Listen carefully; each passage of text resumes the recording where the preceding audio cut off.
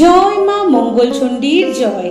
বন্ধুরা, আজ ইংরেজি 2026 9 জুন, বাংলা 1433 বঙ্গাব্দে 25শে জ্যৈষ্ঠ পালিত হবে শেষ জয়মঙ্গলচণ্ডীর ব্রত। তাই আজকের দিনে আপনি উপবাস রাখুন কিংবা নাই রাখুন, একবার হলেও ভক্তি ভরে শ্রবণ করুন জয়মঙ্গলচণ্ডীর ব্রত কথাটি। এতে অনেকাংশে পুণ্যফল লাভ করবেন আপনি।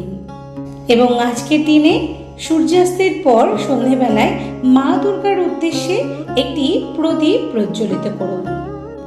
তো চলুন বন্ধুরা, এবার শ্রবণ করা যাক জয় মা মঙ্গলচণ্ডীর ব্রত কথা। জয় মঙ্গলবারের ব্রত, ব্রত ফল।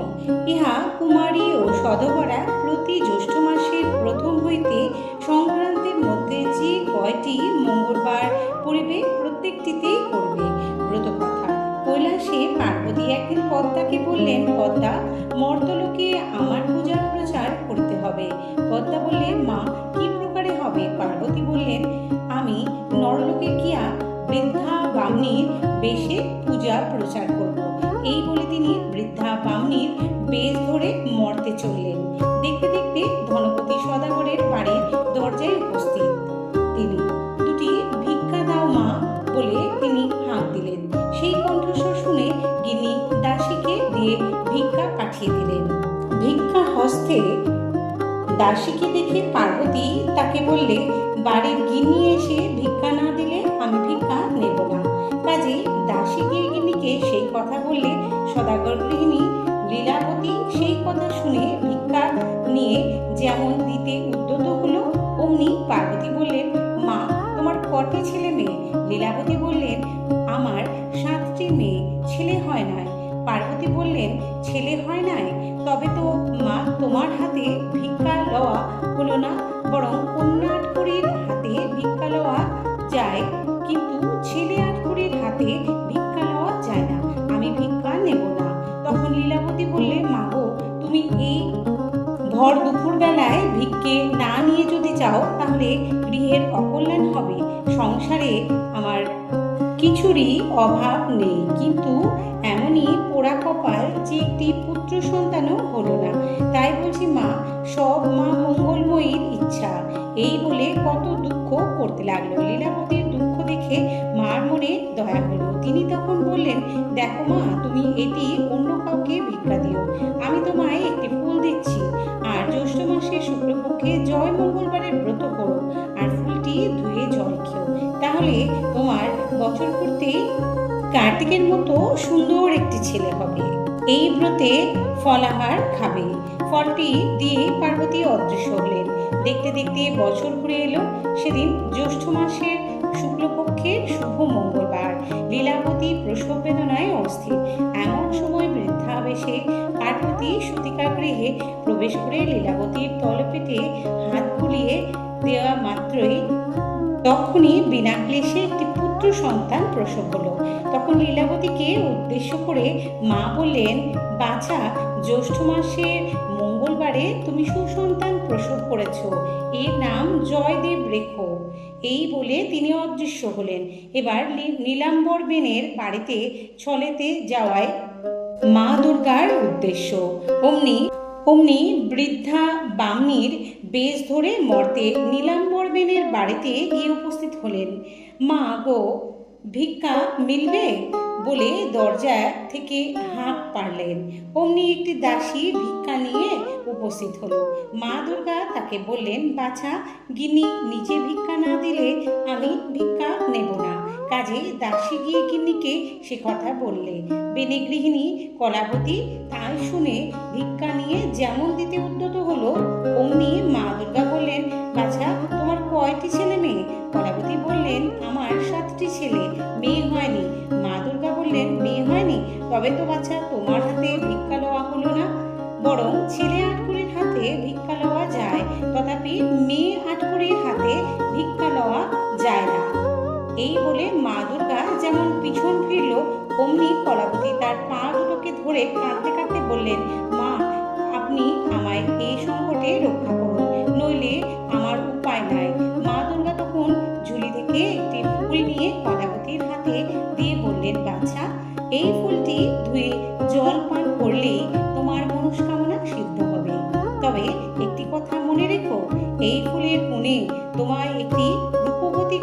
হবে, তার নাম জয়াবতী রেখো। এই বলে তিনি অদৃশ্য হলেন। কলাবতী ফুলটি মাথায় ঠেকিয়ে গৃহে গেলেন। যথা সময়ে 10 দিন পূর্ণ হতে একটি কন্যা প্রসব করলেন। কিন্তু বিষাদ হলো যে কন্যাটি প্রসব হয়ে মায়ের খায় নাই। সকলে ভেবে অস্থির। সেদিন মঙ্গলবার মঙ্গলচণ্ডীর পূজার আয়োজন। বাদ্যবাজির সঙ্গে পূজার আরম্ভ হলো। যেমন পূজা সমাপ্তি অমনি নবজাতিকা কন্যা কেঁদে উঠে মায়ের খেতে শুরু করলো। জয় মা মঙ্গলচণ্ডী, জয় মা মঙ্গলচণ্ডী রবে বেনে বাড়ি মুখরিত হয়ে উঠল। যথা সময়ে সূতিকা পূজা, পাঠ করে অন্নপ্রাশন প্রভৃতি শুভ কার্য সম্পন্ন হলো। কন্যার নাম রাখলেন জয়াবতী। দেখতে দেখতে জয়দেব ও জয়াবতী শশীকলার ন্যায় বৃদ্ধি হতে লাগলো। জ্যৈষ্ঠ মাসের মঙ্গলবার জয়াবতী বাগানের পুকুর পাড়ার মেয়েদের নিয়ে কাঁঠাল পাতা, বেল পাতা, দূর্বা পুষ্প, ফল দিয়ে মা মঙ্গলচণ্ডীর পূজা করছে। সেই সময় জয়দেবের একটা পায়রা উড়ে এসে জয়াবতীর কোলে উপর বসলো। জয়দেব অমনি ছুটে এলো আর জয়াবতীকে বললে, তুমি আমার পায়রা দাও। জয়াবতীও বলে উঠল, বারে এ তো আমার কোলে উড়ে এসে বসলো, আমি তোমায় দেব কেন? জয়দেব নাছোড়বান্দা। শেষে পায়রা নিয়ে জিজ্ঞাসা করলে,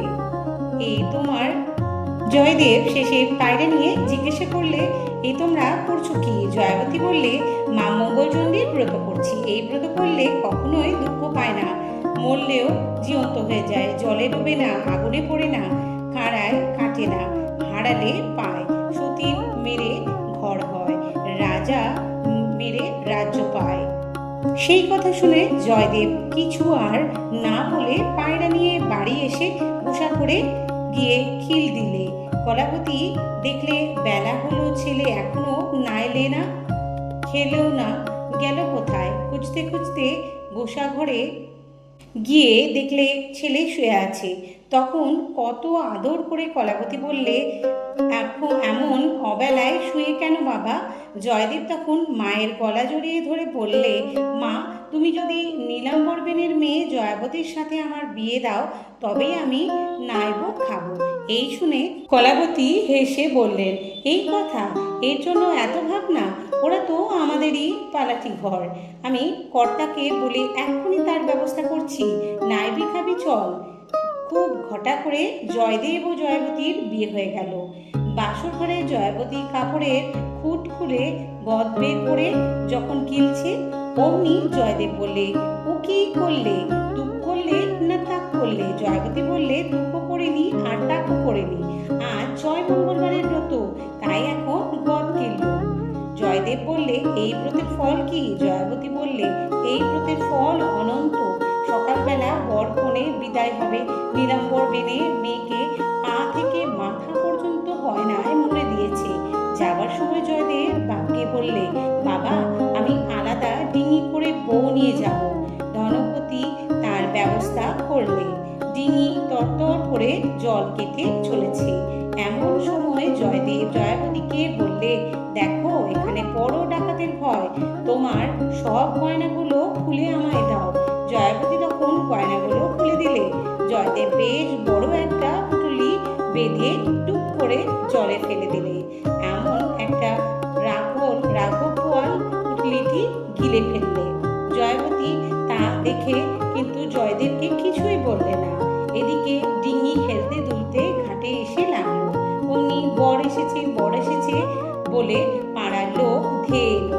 কন্যার সাজ দেখে তো সকলেই অবাক। কোটিপতি নীলাম্বর বেনের মেয়ে জয়াবতীর গায়ে একটি গয়নাও নেই। তাই দেখে সকলে ছিছি করতে করতে যে যার বাড়ি চলে গেল। পরদিন বউ ভাত জেলেরা মাছ ধরতে গেল, কিন্তু কোথাও মাছ পেল না। তখন জয়াবতী ননদের দিয়ে বলে পাঠালে সাগরে জাল ফেলতে বলো।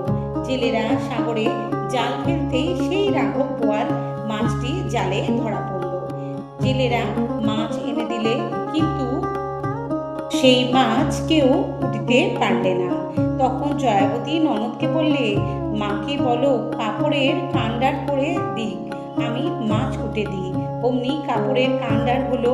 জয়াবতী তার মধ্যে গিয়ে মা মঙ্গলচণ্ডীকে স্মরণ করে মাথার কাজললতা দিয়ে যেমন মাছের গায়ে ঠেকালো, অমনি মাছ খণ্ড খণ্ড হয়ে পুঁটুলি বেরিয়ে পড়ল। গয়নাগুলো গায়ে দিয়ে কাণ্ডার থেকে যেমন বাইরে এলো, আর তাই না দেখে সকলেই আশ্চর্য হলো। কারো মুখে আর কথা নেই।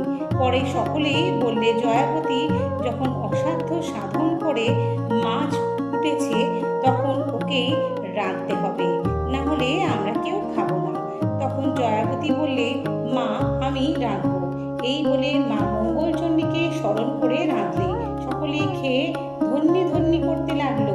কিছুদিন পরে মা মঙ্গলচণ্ডীর কৃপায় শুভক্ষণে, শুভ লগ্নে, শুভ তিথিতে বিনা কষ্টে অন্যের অজ্ঞাতসারে জয়াবতী একটি পুত্র সন্তান প্রসব করলে। আহ্লাদে ধনপতি নাতির নাম রাখলে সুকান্ত। জয়াবতী স্নান করতে গেছে, সেই ফাঁকে জয়দেব সুকান্তকে নিয়ে পাঁচুটের পোনের ভিতর রেখে দিয়ে এলো।